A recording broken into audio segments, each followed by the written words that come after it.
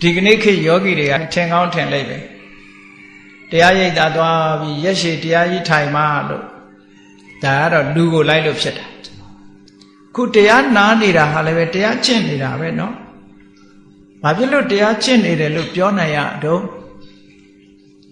နားနေတဲ့အချိန်မှာမှန်ကန်တဲ့လမ်းကြောင်းတွေကိုရှင်းပြနေတဲ့အချိန်မှာအဲ့ဒီလမ်းကြောင်းအတိုင်းအေးဟုတ်တယ်ဟုတ်တယ်ဟုတ်တယ်လို့ဒီလိုသဘောကျနေတဲ့အချိန်မှာလောဘလည်းမဖြစ်ဘူးဒေါသလည်းမဖြစ်ဘူးမောဟလည်းမဖြစ်ဘူးမာမနာလည်းမဖြစ်ဘူးဟောကိလေသာတွေအဲ့ဒီချိန်မှာငြိမ့်နေကိလေသာတွေစိတ်ငြိမ်သွားတဲ့အခါကျတော့အတိဉာဏ်တွေကလည်းတက်လာသဘောပေါက်သွားဉာဏ်ကနေသဘောပေါက်သွားဟော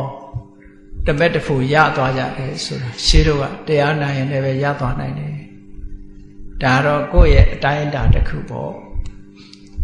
လူတွေရဲ့တဏ္ဍာမှာရှိတဲ့အရည်ချင်းအလိုက်ဒါကတော့ဖြစ်တာပေါ့အေးဓမ္မနုဓမ္မပฏิပတ်တိဆိုတာဘယ်နဲ့ရက်ကျင့်ရမယ်ဘာလုပ်ရမလို့ပြောလို့မရဘူးမြတ်စွာဘုရားကတော့တတိပဌာန်ကျင့်စဉ်ကိုပြောတာ9ရက်ပဲစမ်းကြည့်ပါတရားတို့တရားပြရနိုင်ပါတယ်လို့အဲ့တော့9ရက်နဲ့ရတဲ့ပုဂ္ဂိုလ်လည်းရှိတယ်9ရက်အတွင်းရတဲ့ပုဂ္ဂိုလ်လည်းရှိ10မိနစ်နဲ့ရတဲ့ပုဂ္ဂိုလ်တွေလည်းရှိအသိဉာဏ်ထက်တဲ့ပုဂ္ဂိုလ်တွေကြတော့တရားနာရင်လည်းပဲတရားတို့တရားပြရတယ်မြတ်စွာဘုရားလက်ထက်တုန်းကဆိုလို့ရှိရင်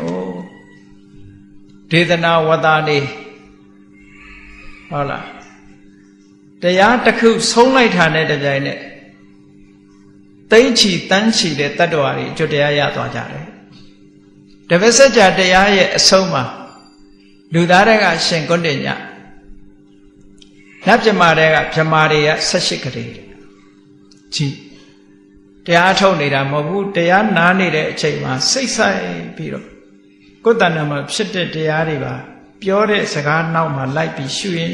နဲ့ဒါကျင့်နေတာလို့ခေါ်တယ်အဲ့တော့အတိုင်းအတာတစ်ခုဟာဘယ်လောက်ကျင့်ရမယ်ဆိုတော့ပြောလို့ပြအောင်ကိုယ့်ရဲ့ဉာဏ်သွေးပေါ်မှာမိတီးပြီးတော့နေတယ်အဲ့တော့ရတာမရတာစဉ်းစားစရာမလိုဘူးကျင့်တာမကျင့်တာပဲစဉ်းစားရတာမရတာစဉ်းစားနေလို့ရှိရင်တရားဟုတ်ပါမလားဟုတ်တော့လမ်းကြောင်းလွဲနေတယ်လို့ခေါ်တယ်နော်ကိုသွားရမယ့်လမ်းကြောင်းကိုမသွားပဲနဲ့လူတယောက်ဟာကိုသွားရမယ့်ခရီးပေါ်ရောက်နေရတဲ့နဲ့ထိုင်ပြီးတော့ဘယ်ချိန်ရောက်မလို့စဉ်းစားပြီးထိုင်တွေးနေရောက်ပါမလားမတွေးနဲ့ခြေတော့တလန်းပြီးတလန်းသာသွားနေရောက်တော့မှာပဲခြေလန်း1000ပြည့်ရင်ရောက်မဲ့ခရီးဆိုရင်ခြေလန်း1000ပြည့်ရင်ရောက်မှာပဲမေးเสียမလို့ဟုတ်ကဲ့လားခြေလန်း900နဲ့ရောက်မဲ့နေရာဆိုရောက်တော့မှာပဲဒါတဏှာကြီးသွားမဲ့နေရာဆိုတဏှာကြီးပြည့်ရင်ရောက်မှာပဲတွေ့နေเสียမလို့ထို့တူပဲကပ္ပထာထုတ်တဲ့အခါမှာရောက်ရမယ့်အရေးတွေတွေးနေเสียမလို့သွားနေဖို့ပဲအဓိကသွားနေလို့ရှိရင်ကိုယ့်ရဲ့အည်သွေးအားလျော်စွာရောက်သွားမှာအဲ့ဒါကိုဓမ္မာနုဓမ္မပฏิပတ်တိတဲ့သီလကျင့်စဉ်တွေကျင့်တယ်သမာဓိကျင့်စဉ်တွေကျင့်တယ်ပညာကျင့်စဉ်တွေကျင့်တယ်သီလကျင့်စဉ်ဆိုတာအလုံးသိကြတယ်သမာဓိကျင့်စဉ်ဆိုတာသမထကျင့်စဉ်ကိုပြောတာဝိပဿနာတိုက်ရိုက်သွားလို့ရှိရင်လည်းသမာဓိရှိရထူထောင်တာပညာကျင့်စဉ်ဆိုတာဝိပဿနာကျင့်စဉ်ကိုပြောတာအဲ့လိုသီလသမာဓိပညာဆိုတဲ့ဒီကျင့်စဉ်ကိုကျင့်နေခြင်းသည်ဓမ္မနုဓမ္မပฏิပတ်တိယောနိသောမနတိကာရရဲ့ဓမ္မနုဓမ္မပฏิပတ်တိရဲ့အဲ့ဒီနှစ်ခုက internal condition တပုရိတုပနိတယတတ္တမတဝနာက external condition အပြင်အကြောင်းနှစ်ခုအတွင်းအကြောင်းနှစ်ခုအဲ့ဒီနှစ်ခုပေါင်းစပ်လိုက်တဲ့အခါကျတော့ဘာရဇတ်ရလာတော့ဆိုရင်ခုနကပြောတဲ့အမြင်မှန်အမှန်ကိုမြင်ခြင်းဆိုတဲ့အကျိုးတရားတစ်ခုရလာဒီဟာတွေမပေါင်းစပ်လို့ရှိရင်ရနိုင်ပါ့မလားcase မီးချစ်လေးပေါ့ဒီတိုင်းပဲထားမယ်ဆိုရင်မီးတောက်ကလေးရပါမလားထဲမှာ condition တွေရှိတော့လဲလိုးနေတဲ့ condition လေးလက်ကလေးနဲ့ဖိပြီးတော့ချစ်ပေးလိုက်ပဲဆိုလို့ရှိရင်မိတော့ကလေးကဝေါခနဲ့ထွက်လာမှာအဲ့ဒါလိုပဲ အတွင်းနဲ့အတွင်းအကြောင်းနဲ့အပြင်အကြောင်းနှစ်ခုဆုံလိုက်တာနဲ့တပြိုင်နက်အတိညာပွင့်လာဒီအဓိပ္ပာယ်ကိုပြောကဲကောင်းပြီဒါကသောတာပန်ဖြစ်အောင်လုပ်ရမယ့်အခြေအနေတွေကိုယ်မှဒီအခြေအနေတွေကိုထူထောင်ရမယ်မရှိသေးရင်ရှိအောင်လုပ်ရကဲအခြေအနေတွေတစ်ခုအရေးကြီးတဲ့အခြေအနေနောက်ဆုံးအရေးကြီးဆုံးကဘာတော့ကိုယ်မှပြည့်စုံနေတာတပ္ပုရိသုဘနေတရားရှိနေပြီလားဆရာကောင်းရှိနေပြီလားအေးရှိနေပြီ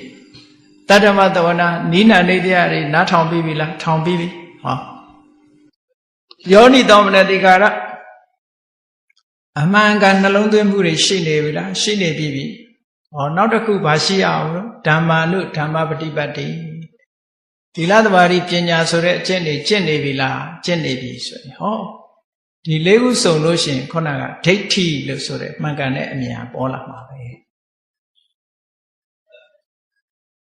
အဲ့ဒါကိုပြောတာဒိဋ္ဌိတမ္ပန္နပုဂ္ဂိုလ်ဆိုဒီအကြောင်းလေးချက်နဲ့ပေါင်းလိုက်တဲ့အခါဒိဋ္ဌိတမ္ပန္နပုဂ္ဂိုလ်ဖြစ်သွား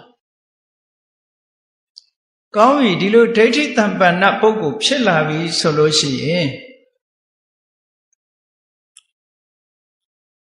ဘလို့အကျိုးကျေးဇူးတွေခံစားရဒိဋ္ဌိတမ္ပန္နပုဂ္ဂိုလ်ကဘလို့အကျိုးကျေးဇူးတွေခံစားဘလို့ထူးခြားချက်တွေသူ့မှာရှိတယ်လေ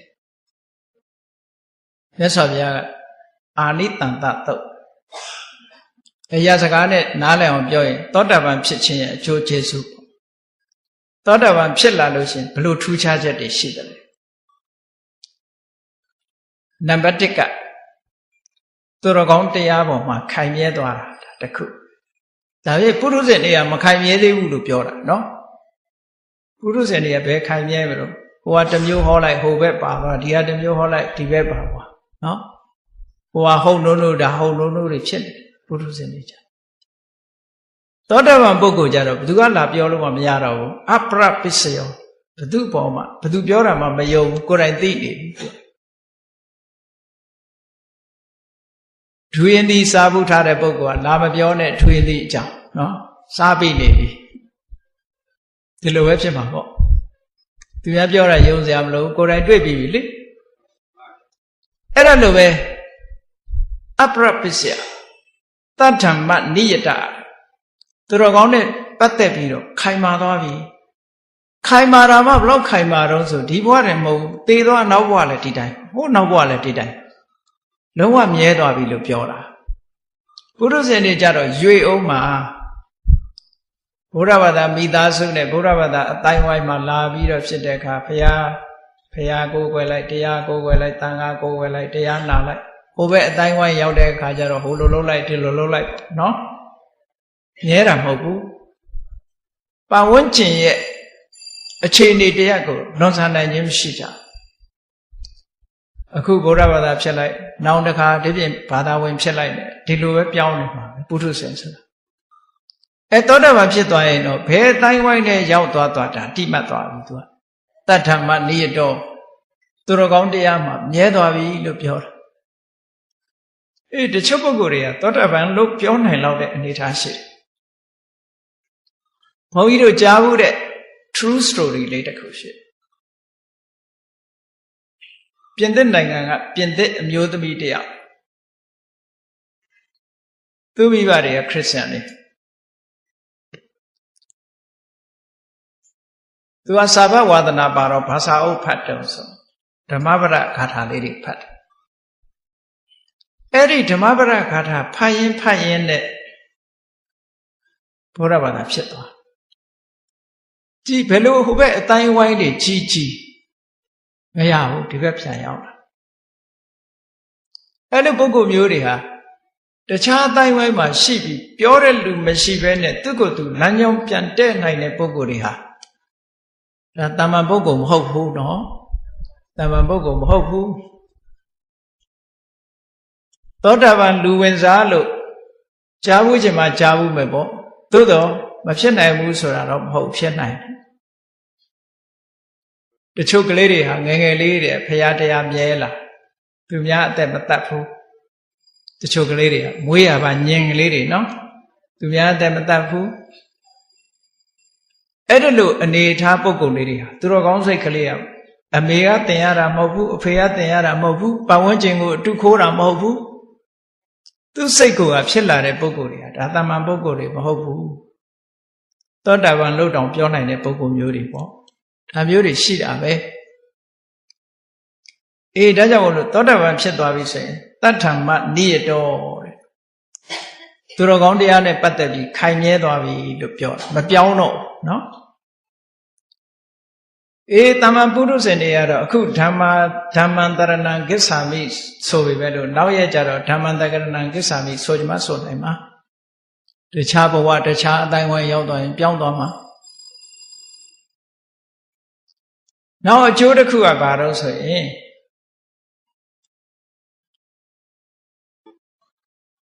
တတ္ထမနိယတောရဲသွားပြီးတဲ့နောက်မှာအပရိဟဏဓမ္မောတဲ့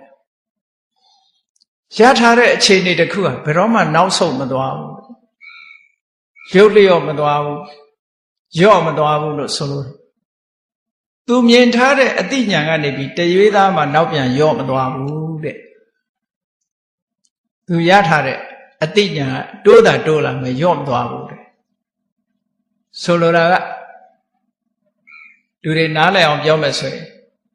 သောတာပန်ဘဝနဲ့ဘုန်းကြီးဝတ်လို့ရှိရင်လူမထွက်တော့ဒါပေမဲ့တချို့ပုဂ္ဂိုလ်တွေကထင်ကြတယ်သူတို့ကြည်ညိုတဲ့ဘုန်းကြီးတစ်ပါးလူထွက်သွားတဲ့အခါကျတော့သူတို့ကငကိုယ်တော့သောတာပန်တို့ဒီလိုထင်တာသောတာပန်မို့လူထွက်တာသဂရကံအနာကံဖြစ်ရင်ထွက်မှာမဟုတ်ဘူးလို့ဒီလိုပြောကြတယ်ကြားဘူးတယ်ဗမာပြည်မှာကိုအဲ့လိုကြားဘူးသေးတယ်တကယ်တော့သောတာပန်ဖြစ်သွားလို့ရှိရင်ဘုန်းကြီးကနေလူမဖြစ်တော့သိချတယ်ဒါသောတာပန်ဖြစ်သွားရင်ရုပ်လျော့သွားတာမရှိတော့အဆင့်တစ်ခုဟာရှော့ချမသွားတော့ဘူးလို့ဒါပြောတာနော်အဲ့ဒါကိုအပရိဟာဏဓမ္မောနောက်ဆုတ်သွားတဲ့သဘောယော့ကျသွားတဲ့သဘောမျိုးမရှိဘူးတဲ့နှစ်ခုရှိပြီနော်နံပါတ်1ကပါလဲတတ္တမနိယတောသူတော်ကောင်းတရားပေါ်မှာခိုင်မာသွားပြီနောက်ဒုတိယကဘာတော့အပရိဟာဏဓမ္မောဘယ်တော့မှဆုတ်ယုတ်သွားတဲ့သဘောမရှိတော့ဘူးတိုးတက်ဖို့ပဲရှိတယ်ဆုတ်သွားတာမရှိဘူးဒါပြောတာတရားဓမ္မအနေနဲ့အသိဉာဏ်အနေနဲ့လည်းဆုတ်သွားဘူးသီလအနေနဲ့လည်းဆုတ်သွား၅ပါးသီလလုံတဲ့နေရာကနေ၅ပါးသီလတစ်ပါးလျှော့ပြီး၄ပါးသီလဆိုတာမရှိဘူး၃ပါးသီလမရှိဘူး၂ပါးသီလမရှိဘူးတစ်ပါးသီလမရှိဘူး၅ပါးအပြည့်အဝဆောက်တယ်ရော့မသွားဘူးပြောတာနော်အပရိဟာဏဓမ္မောနောက်တစ်ခုကဘာလို့ဆိုပရိယန္တကတ္တတဒုက္ခံတန်တရားတွေကဝဆင်းရဲဒုက္ခတွေကိုကန့်သက်ပြီးဖြစ်သွားပြီဘုန်းကြီးတို့တွေပုထုဇဉ်တွေကြတော့ဒုက္ခအကန့်အသတ်မရှိသေးဘလောက်ခံရအောင်မယ်လို့သိလားမသိတန်တရားထဲမှာဘလောက်ကြာအောင်မယ်ဘလောက်ဘယ်နှခါအိုရအောင်မယ်ဘယ်နှခါနာရအောင်မယ်ဘယ်နှခါသေရအောင်မယ်လို့မသိဟုတ်ကဲ့အကန့်အသတ်မရှိဘူးအကန့်အသတ်မဲ့ဒုက္ခတွေ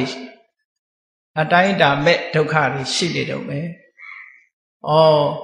သောတာပန်ဖြစ်သွားပြီဆိုလို့ရှိရင်ဒုက္ခတွေကိုကန့်သတ်လိုက်ပြီတဲ့ဘာလို့ဆိုရင်အလွန်ဆုံး9ဘဝပဲ9ခါပဲသိတော့ဟုတ်ကဲ့9ခါပဲသိတော့10ခါမြောက်ဘဝကိုမယူကြည့်လူတွေနေစဉ်ရွတ်နေကြတဲ့ပရိတ်ထဲမှာပါတယ်လေနတ္တေဘဝံအဋ္ဌမမာရိယံတိကိဉ္စာပိတေဟွန်တိဘုတံပမတ္တာနတ္တေဘဝံအဋ္ဌမမာရိယံတိဘယ်ထဲမှာပါတော့ပြိဋ္ဌယဟုတ်လားရဏတုတ်ထဲမှာပါဟုတ်ကဲ့ကိဉ္စာပိတေဟွန်တိဘုတံပမတ္တာကာမဂုဏ်အာယုန်နေနဲ့မေ့ခြင်းမေ့နေပါစေတဲ့မေ့နေပြီမဲ့လို့နတ္တေဘဝံအဋ္ဌမမာရိယံတိ8ခုမြောက်ဘဝဘယ်တော့မှသတိမတည်တော့ဘူးလို့ပြောတာဟုတ်ကဲ့သောတာပန်ပုဂ္ဂိုလ်ဟာ9ဘဝနဲ့ပဲကန့်သတ်လိုက်ပြီး10ဘဝမြောက်သတိတည်တယ်ဆိုတာမရှိတော့ဘူးဘဝမရှိတော့ဘူးဒါပြောတာနော်အဲ့ဒါကြောင့်မို့လို့ပရိယန္တကတ္တတဒုက္ခံဟောတိသူ့ရဲ့ဒုက္ခတွေဟာကန့်သတ်ပြီးသားဖြစ်သွားပြီနောက်တစ်ခုကဘာလို့ဆိုအတ္တဓာရဏေနညာနေနသမဏဂတော ကိုယ်ပိုင်အသိဉာဏ်တစ်ခုရှိသွားအတ္တဒရဏဆိုတာမန်ပုဂ္ဂိုလ်တွေမသိတဲ့တာမန်ပုဂ္ဂိုလ်တွေနဲ့မစီဆိုင်တဲ့အသိဉာဏ်မျိုးသူ့မှာရှိသွားဘာတွေတော့သူ့ထဲမှာထင်ရှားတဲ့အသိဉာဏ်ကဘာလို့ဆိုရင်သင်္ခါရမှန်သမျှအနိစ္စဆိုတဲ့အသိသူ့မှာရှိသွားသင်္ခါရမှန်သမျှဟာဒုက္ခဆိုတာသူအသိရှိသွားပြီသဘာဝတရားမှန်သမျှအနတ္တဆိုတဲ့အသိလည်းရှိသွားဒါတာမန်ပုဂ္ဂိုလ်တွေသိတဲ့အသိမဟုတ်ဘူးသူကကိုယ်တိုင်သိတဲ့အသိနဲ့ထူးခြားတဲ့အသိမှန်ကန်တဲ့အမြင်တွေသူ့မှာရှိသွားပြီတဲ့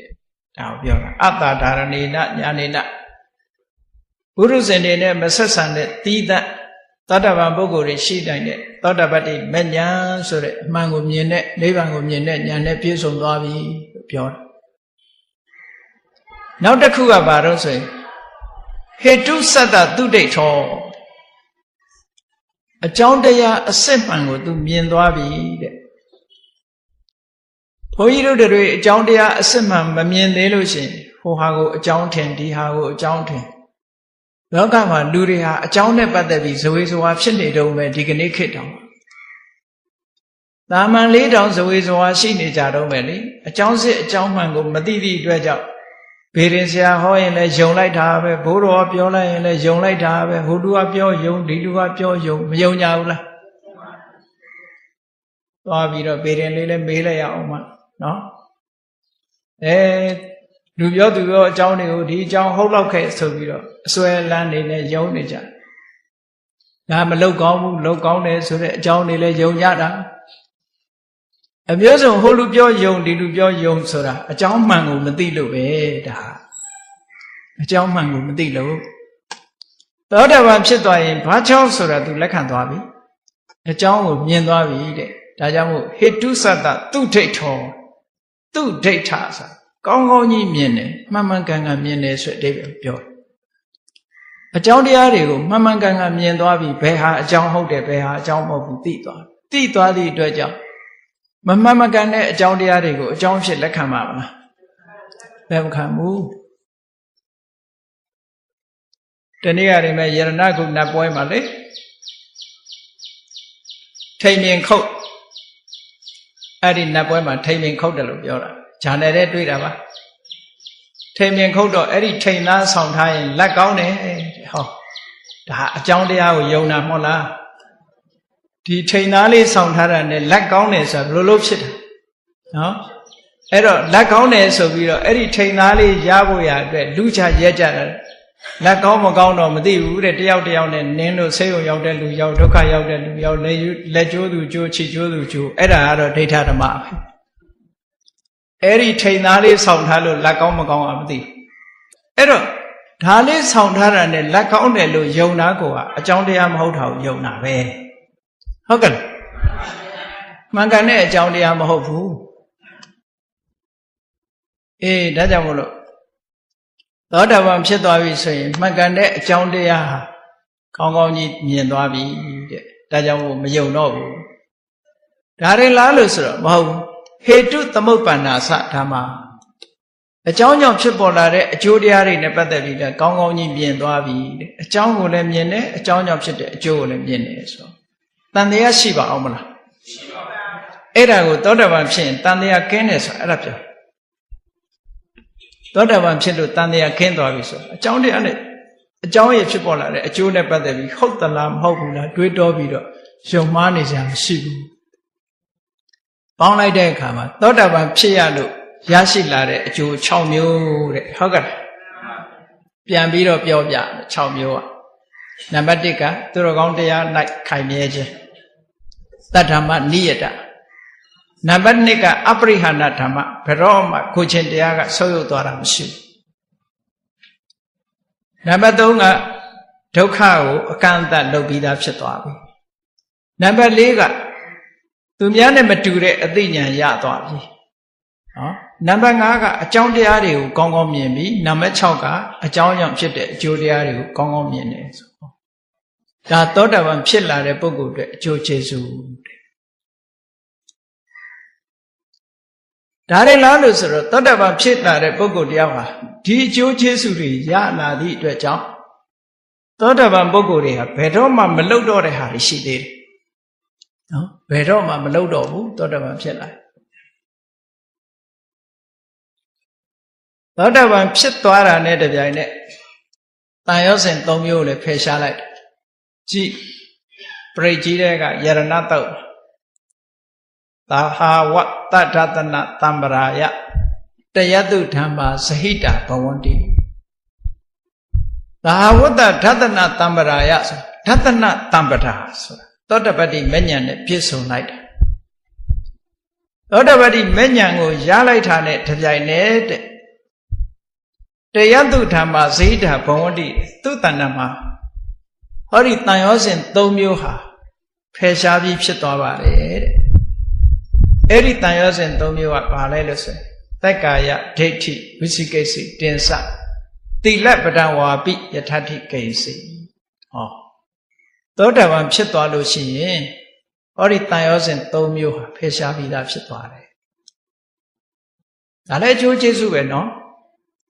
သောတာပတ္တိမဉ္ဇဉ်ရလိုက်တာနဲ့တပြိုင်နက်ဒသနဆိုတဲ့သောတာပတ္တိမဉ္ဇဉ်ကိုရလိုက်တာနဲ့တပြိုင်နက်ဘာတွေပျောက်သွားတော့သက္ကာယဒိဋ္ဌိသက္ကာယဆိုတာခန္ဓာ၅ပါးကိုပြောတာဒိဋ္ဌိဆိုတာခန္ဓာ၅ပါးကိုခန္ဓာ၅ပါးလို့မမြင်မဲနဲ့မှားနေတဲ့အတ္တလို့ယူဆတဲ့အယူဆတစ်ခုအဲ့ဒါသက္ကာယဒိဋ္ဌိသက္ကာယပေါ်မှာဖြစ်တဲ့အယူမှားလို့ဒီလိုဆိုလိုတယ်ဟုတ်ကဲ့သက္ကာယဒိဋ္ဌိရဲ့အဓိပ္ပာယ်ကသက္ကာယဆိုတာတကယ်ရှိတဲ့ခန္ဓာ၅ပါးတကယ်ရှိတဲ့ခန္ဓာ၅ပါးကိုမရှိတာမြင်တာဒိဋ္ဌိရှိတာကခန္ဓာ၅ပါးမရှိတာကအတ္တဟုတ်ကဲ့မရှိတဲ့အတ္တကိုတွေးကြံပြီးတော့ခန္ဓာ၅ပါးတဲ့အရာတစ်ခုခုဒိဋ္ဌိမှားရတဲ့အမြင်ဖြစ်နေတယ်အတ္တလို့ယူဆပြီးတော့ဖြစ်နေတယ်အလုံးကြားဦးလိမ့်မယ်တက္ကရာဒိဋ္ဌိ20ရှိတယ်ခန္ဓာတစ်ခုမှာ၄ခုစီဆိုတော့၄၅လေး20ပေါ့တက္ကရာဒိဋ္ဌိ20ရုပ်နဲ့ပတ်သက်ပြီး၄ခုဝေဒနာနဲ့ပတ်သက်ပြီး၄ခုသင်ညာသင်္ခါရဝိညာဉ်နဲ့ပတ်သက်ပြီး၄ခု၄၅လေး20ဒါတက္ကရာဒိဋ္ဌိ20လွယ်လွယ်လေးမှတ်ချင်လွယ်လွယ်လေးပဲသူကနော်ခန္ဓာကိုယ်ပဲအတ္တလို့အတ္တဟာခန္ဓာခန္ဓာဟာလည်းအတ္တဆိုတော့ရုပ်ဟာအတ္တအတ္တဒီပြင်ရုပ်နဲ့အတ္တနဲ့တစ်ခုတည်းလို့မြင်တာအဲ့ဒါကနံပါတ်1ရူပံအတ္တတော်ရုပ်တရားတွေကိုပဲအတ္တလို့ယူဆနောက်အတ္တဟာရုပ်တရားတွေမှာရှိနေတယ်လို့ယူဆအဲ့ဒါကြတော့ရုပ်နဲ့အတ္တတခြားစီခွဲလိုက်တယ်ရုပ်တရားတွေမှာအတ္တရှိတယ်တခါအတ္တထဲမှာယုတ်တရားရှိတယ်ဟောအတ္တထဲမှာယုတ်တရားရှိတယ်ရူပံအတ္တတော်ရူပသမိန်ဝါအတ္တရူပဝန္တံဝါအတ္တအတ္တမှာယုတ်တရားရှိတယ်လို့ယူဆတယ်အတ္တထဲမှာယုတ်ရှိတယ်လို့ယူဆတယ်ယုတ်ထဲမှာအတ္တရှိတယ်လို့ယူဆပေါင်းလိုက်တော့၄ခုယုတ်ကိုအတ္တလို့ယူဆတယ်အတ္တဟာယုတ်ရှိတယ်လို့ယူဆတယ်ဆိုလိုတာကရုပ်ဟာအတ္တရဲ့ property ပေါ့အတ္တကပိုင်တဲ့ပစ္စည်းလို့ယူဆတာကိုပြောရုပ်နဲ့အတ္တနဲ့တစ်ခုတည်းထားပြီးတော့ရုပ်ကိုအတ္တလို့ယူဆတာရှိတယ်အတ္တမှာရုပ်ရှိတယ်လို့ယူဆတယ်ရုပ်ဟာအတ္တထဲမှာရှိတယ်လို့ယူဆတယ်ရုပ်ထဲမှာအတ္တရှိတယ်လို့ယူဆတယ်တဲ့အဲ့ဒီ၄ခုဝေဒနာလည်းထို့တူပဲ၄ခုသင်ညာလည်းထို့တူ၄ခုသင်္ခါရလည်းထို့တူဝိညာဉ်လည်းထို့တူ၄ခုဆိုဒါသက္ကာယဒိဋ္ဌိ20လို့ပြောတာသောတာပန်ဖြစ်သွားတာနဲ့တပြိုင်နက်အဲ့ဒီအထင်အမြင်တွေအားလုံးကင်းသွားပြီတဲ့ဒါပြောတာ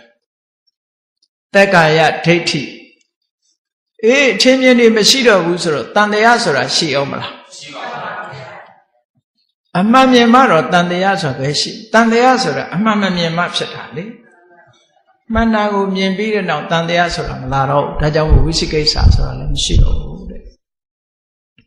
နောက်တစ်ခုကဘာတော့ဆိုရင်သီလပဋ္ဌာန်ဝါပိယထဋ္ဌိကိစ္စသီလပဋ္ဌပရာမာသသီလဆိုတာအလေးအထဝတ္တဆိုတာစောင့်တည်တဲ့ကျင့်ဝတ် အလေးထားနဲ့အကျင့်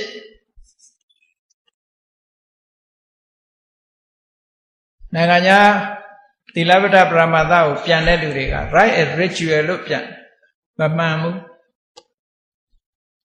သီလဆိုတာအလေးထားတစ်ခုကိုပြောတာဝတ္တဆိုတာအဲ့ဒီအလေးထားအတိုင်းလိုက်နာကျင့်သုံးတာကိုပြောတာကဲအလေးထားတွေကတဦးနဲ့တဦးတစ်မျိုးစီပဲမဟုတ်လားဘာကိုကြည်ညွှန်းတာတော့လို့ဆိုတော့မိစ္ဆာဒိဋ္ဌိတွေမှန်ကန်တဲ့အယူဆမရှိတဲ့ပုဂ္ဂိုလ်တွေဟာနိဗ္ဗာန်ရောက်ကြောင်းထင်ပြီးတော့မှားရွံ့တဲ့အလေးထားတွေကို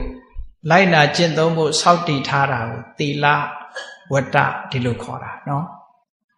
စောင့်တည်ထားတာခုနကပဲသီလစောင့်တည်ကြတယ်မဟုတ်လား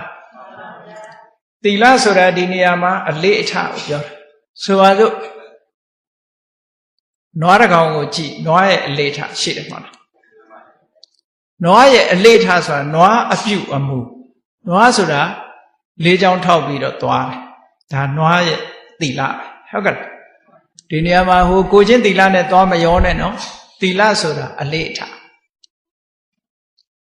နွားတွေကမျက်စားတယ်ဟာလား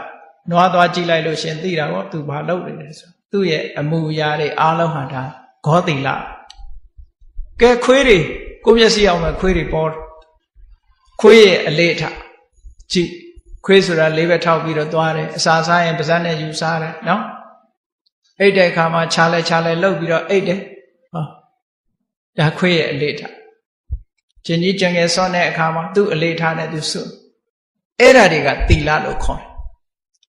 အဲ့ဓာတွေကိုလိုက်လုပ်လို့ရှိရင်ကိလေသာကုန်ပြီးတော့တန်တရားကလွတ်တယ်လို့ယူဆပြီးတော့အဲ့ဒီခွေးရဲ့အကျင့်နွားရဲ့အကျင့်တွေကိုအကျင့်တရားတစ်ခုအနေနဲ့တမာရိယာမိလို့စောင့်တည်ထားတာကဝတ္တဟုတ်ကဲ့ဝတ္တဆိုတာသူ့အတိုင်းလိုက်လုပ်တာဒါဘုရားလက်ထက်ကရှိတယ်နော်ကုက္ကုရဝတိကသုတ်ဆိုတာရှိတယ်ခွေးကျင့်ကျင့်တာနွားကျင့်ကျင့်တာတွေရှိတယ်ဟိုအများကြီးပဲကျင့်နေရမြောက်ကျင့်ကျင့်တာတို့မွေကျင့်ကျင့်တာတို့ဒေါင်းကျင့်ကျင့်တာတို့အကျင့်တွေမျိုးကိုစုံတာလူဆိုတာရှောက်တွေးပြီးတော့ကျင့်ကြတာပဲလေအဲ့ဒီအလေးထားအကျင့်တွေနဲ့ပတ်သက်လာလို့ရှိရင်တော့မှားယွင်းနေတဲ့ဟာတွေပုံမှာဟိုမှန်မှန်ကန်ကန်သုံးသပ်ဆင်ခြင်တတ်လာတယ်တဲ့အဲ့ဒီအကျင့်မှားတွေကိုလိုက်ပြီးတော့ကျင့်တာမျိုးမရှိတော့ဘူးလို့ပြောတယ်သောတာပန်ဖြစ်သွားလို့ရှိရင်အဲ့ဒီလိုမှားယွင်းတဲ့အကျင့်တွေကိုလက်ခံကျင့်သုံးမှုမရှိတော့ဘူးတဲ့ဒါသီလဝတ္တပရမတ္တကိုဖယ်ရှားတာပြောတယ်ကဲသောတာပန်ဖြစ်သွားလို့ရှိရင်ဟောဒီတန်ရောစင်တွေကုန်သွားပြီလို့ပြောတာနော်ကြည်အဲ့ဒီပရိကြီးတဲ့မှာပဲကြည်လေတက္ကာယဒိဋ္ဌိဝိသိကိစ္စတင်္စသီလပဒံဝါပိယထာထိကိစ္စစတုဟိပါယေဟိစဝိပမုတ်တော်အပယ်လေးပုံကလည်းလွတ်သွားပြီဒိဋ္ဌိတမ္မာနပုဂ္ဂိုလ်ဟာအပယ်လေးပုံကလွတ်သွားတယ်ငရဲမကြတော့ဘာဖြစ်လို့ငရဲမကြတာတော့ဆိုငရဲကြစေနိုင်လောက်အကုသိုလ်သူမှမရှိဘူးပြောလောဘရှိသေးတယ်အဲ့ဒီလောဘကငရဲကိုချနိုင်လောက်အောင်စွန့်ရည်တတ်တယ်မရှိတော့ဒေါသရှိသေးတယ်အဲ့ဒီဒေါသကငရဲကြစေနိုင်လောက်အောင်မရှိတော့ဘူးသူကဒါပြောတယ်အရှိန်တွေရော့သွားပြီဘယ်ရာပဲဖြစ်ဖြစ်အရှိန်ဆိုတာရှိတာပေါ့အဲ့ဒီအရှိန်တွေရော့သွားတာဒါမို့စတုဟိပါယေဟိစဝိပမုတ်တော်အပယ်လေးပုံကလည်းလွတ်သွားပြီနောက်တစ်ခုကဆက်ဆာဘိဌာနာနိအပပခါတောသောတာပန်ဖြစ်သွားလို့ရှိရင်မလုတ်တဲ့အလုတ်6မျိုးမလုတ်တော့ဘယ်လိုမှမဖြစ်နိုင် impossible လို့ပြောအပပ impossible သောတာပန်ဖြစ်သွားရင်ဘယ်လိုမှမဖြစ်နိုင်တော့ဘူးလို့ပြောရမယ့်ဟာ6ခုရှိဆက်ဆာဘိဌာနာနိစဆိုတာ6ခုအဲ့ဒီ6ဌာနကိုဘယ်တော့မှသောတာပန်ပုဂ္ဂိုလ်ဟာမကျွလွန်တော့မဖြစ်တော့ဘူးလို့ဒါပြောအဲ့ဒီ6ခုကဘာတော့ဆိုလို့ရှိရင်သောတာပန်ပုဂ္ဂိုလ်အနေနဲ့စိတ်လိုက်မှန်ပါအမေကိုတတ်မိတာမျိုးမရှိဟုတ်ကဲ့စိတ်လိုက်မှန်ပါအဖေကိုတတ်မိတာမျိုးမရှိဘူးစိတ်လိုက်မှန်ပါယဟန္တာကိုတတ်မိတာမျိုးမရှိဘူး စိတ်လိုက်မှန်ပါတန်ဃာတွေခိုင်းခွဲအောင်မလုပ်ဘူးစိတ်လိုက်မှန်ပါဖရာကိုသွေးစိမ့်တီအောင်မလုပ်ဘူးဟောသောတာပန်ဖြစ်သွားလို့ရှိရင်ဒါတွေဟာမရှိတော့ဘူးနောက်တစ်ခုကသောတာပန်ဖြစ်သွားလို့ရှိရင်တဲ့ဖရာကလွဲလို့တခြားကိုဆရာလို့သတ်မှတ်တာဆရာဆိုတာဒီကမ္မထဆရာတွေပါညာဒါပြောတာမဟုတ်တာဖရာတပည့်ဆိုဖရာကိုင်းနော်ဘာသာခြားကိုဆရာမတင်တော့ဘူးပြောအားလုံးပေါင်းလိုက်6ခုအဲ့ဒီ6ခုကိုသောတာပန်ပုဂ္ဂိုလ်တွေကမလွန်ကျူးတော့ဘူးလို့ဒါပြောတာနော်စစ္ဆာဝိဌာနာနိအပ္ပပကာတောနောက်6ခုတစ်မျိုးရှိသေးတယ်အဲ့နာမှာအင်္ဂုတ္တမှာတုတ်တန်အိမ်မှာရှိတယ်သောတာပန်ပုဂ္ဂိုလ်တွေမှာမဖြစ်နိုင်တဲ့6ခုနောက်6ခုကဘာလို့ဆိုရင်ဒိဋ္ဌိတမ္ပန္နဆိုတဲ့ပုဂ္ဂိုလ်ဟာသင်္ခါရတရားတွေကိုမြဲတယ်လို့ဘယ်တော့မှမယုံကြည်ဘူးဒါတစ်ခုဒိဋ္ဌိတမ္ပန္နပုဂ္ဂိုလ်ဟာသင်္ခါရတရားတွေကိုချမ်းသာတယ်လို့ဘယ်တော့မှမယုံကြည်ဘူးနောက်တစ်ခုဒိဋ္ဌိတမ္ပန္နသောတာပန်ပုဂ္ဂိုလ်ဟာသဘာဝဓမ္မတွေကိုအတ္တလို့ဘယ်တော့မှမယုံဘူးဘယ်တော့မှလက်မခံတော့ဘူးအေးဒိဋ္ဌိတမ္ပန္နမဖြစ်သေးရင်တော့ဒါတွေကိုသွားလက်ခံနေဦးမှာပဲလက်ခံနေသေးတယ်နောက်တစ်ခုကတော့ခုနနဲ့ဆင်စင်တူတယ်အနန္တရိယကံ၅ပါးကိုမကျူးလွန်တော့ဘူးတဲ့ဒါတစ်ခုအနန္တရိယကံ၅ပါးကိုဘယ်တော့မှမကျူးလွန်တော့ဘူးနောက်တစ်ခုကလောကီမင်္ဂလာတွေကိုဘယ်တော့မှမယုံတော့ဒါလည်းသောတာပန်ရဲ့စွမ်းရည်တစ်ခုလောကီမင်္ဂလာဆိုတာအေးမြင်ရတာစက်တည်ရှိလိုက်တာမျက်စိမ့်စိမ့်လေးမြင်လဲဒီနေ့မင်္ဂလာရှိလိုက်တာမကောင်းတာမြင်ဒီနေ့မင်္ဂလာမရှိဘူးဒါလောကီမင်္ဂလာခေါ်တယ်အဲ့ဒါတွေကိုမယုံတော့လူတွေကအဲ့ဒါကိုကြည့်တယ်လေအမလေးအမင်္ဂလာကြီးမင်္ဂလာကြီးနဲ့လမ်းသွားရင်ပြောကြဘူးလားအေးမွေမြင်လို့ရှိရင်ခရီးရှည်တတ်တယ်ဆိုတော့အမင်္ဂလာလို့ယူဆနော်လူတွေကအမျိုးစုံလေလမ်းသွားရင်အတုပမြင်ဟဲ့မကောင်းဘူးအတိတ်မကောင်းဘူးဟောဒီလိုဟာမျိုးတွေယုံနေတဲ့ပုံကိုယ်တွေအများကြီးရှိတယ်နော်အမြင်မင်္ဂလာတွေပေါ်မှာကိုယ်စိတ်ထဲမှာမကြိုက်တဲ့ဟာတွေကိုမြင်လို့ရှိရင်အမင်္ဂလာလို့သတ်မှတ်ကြတယ်လူတွေကောင်းတာလေးမြင်မင်္ဂလာလို့သတ်မှတ်တယ်ဟောအဲ့ဒီလိုဟာမျိုးတွေကိုသောတာပန်ပုဂ္ဂိုလ်မှာမရှိတော့ဘူးတဲ့ဒါမျိုးကိုယုံကြည်တာမရှိတော့အဲ့လိုယုံနေရင်သောတာပန်နဲ့ဝေးနေသေးတယ်သောတာပန်မဟုတ်သေးဘူးနောက်တစ်ခုကဘာတော့ဆိုလို့ရှိရင်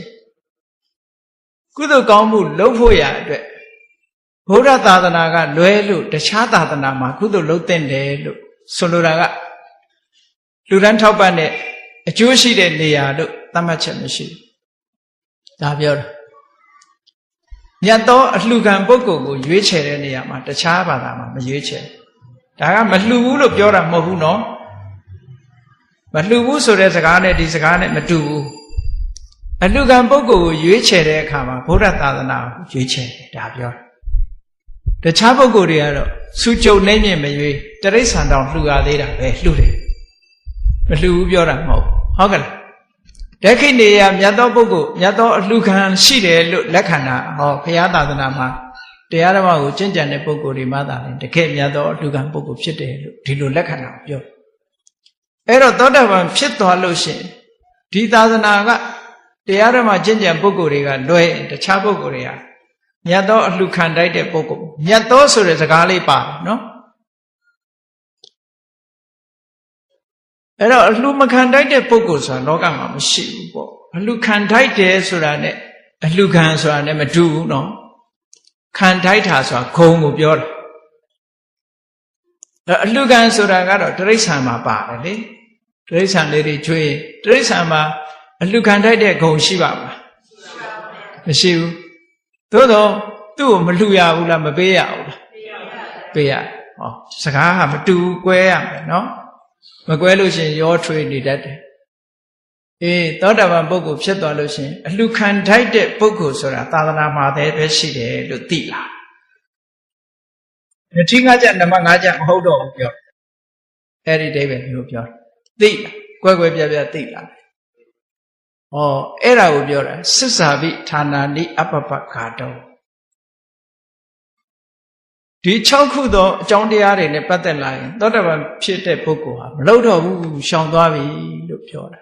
ဒါယရဏတုံမှာလာတဲ့သောတာပန်ပုဂ္ဂိုလ်ရဲ့ဒိဋ္ဌိတမ္ပန္နပုဂ္ဂိုလ်ရဲ့ဂုဏ်ကြီးတွေပဲဒါကြောင့်မို့တရားချက်ခင်သူတော်စင်ပြိဿတ်တို့ခွေးချိန်မှာသောတာပန်ဖြစ်အောင်အကြောင်း၄ရပ်ကိုလည်းဟောပြီးပြီ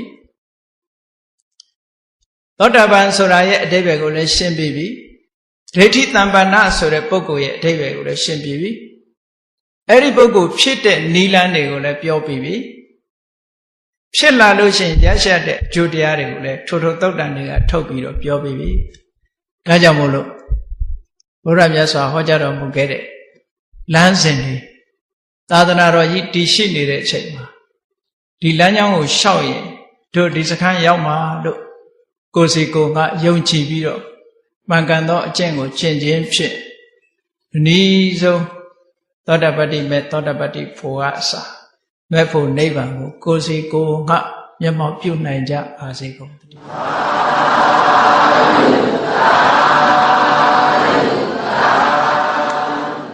မေတ္တာပို့အောင်တတ္တဝါများစွာ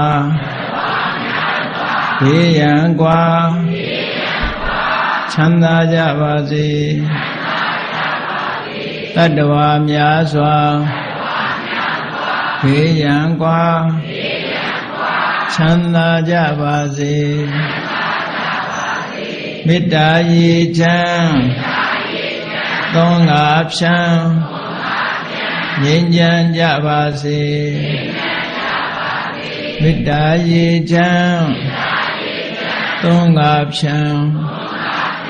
ငြိမ်းချမ်းကြပါစေသက်ရှိချမ်းသာစိတ်ချမ်းသာတို့ရဆန္ဒပြေပါစေသက်ရှိချမ်းသာစိတ်ချမ်းသာတို့ရဆန္ဒပြေပါစေဖုံလန္တာဒုက္ခပင်ကစားမေတ္တာပုံနေတုသင်္ကမာမနောတရာတိတဝေတံပဝါယံတုသူကန္တကာမေတ္တာပုံနေတုသင်္ကမာစုပေါင်းပို့အပ်မေတ္တာတဟုရောင်မြူပါဝင်းငွေလမင်းနှင့်ရောင်ခြင်းရှက်ယုံပေါင်းဆောင်ရခြင်းကြောင့်တဝေတံကျွတ်မဲ့ဥသုံးလုံးစုံများစွာတတ္တဝါတို့၏မနောတရာတိမြင့်မြတ်ဖြူစင်အေးကြည်လင်းသည့်ရေစဉ်ပြည်တင်းစိတ်နှလုံးတည်ဟုသောရေအိုင်ကြီးအတွင်း၌ဒုက္ခပင်ကသာစင်ထာဝရအေမြတ်ကြည်သာတာယာပွင့်လန်းချမ်းသာဒုက္ခဒီဟုသောကုမုဒ္ဒရာဇာဗန်တို့သည်ဖုံးလန္တာဝန္တာရှင်မြူဝမုံလူလျက်ကြည်နူးဝဲကြုံဖူးပွင့်ကြကုန်သည်ဖြစ်၍သူကန္တကလေအောင်လေတဲ့ရောရှက်သင်ပြန့်ပီတိတိဟုသောယနံတို့သည်ဘဝယံတုကောင်းစွာမဲ့သွေကြိုင်လိုင်း၍နေကြပါစေကုန်သတည်း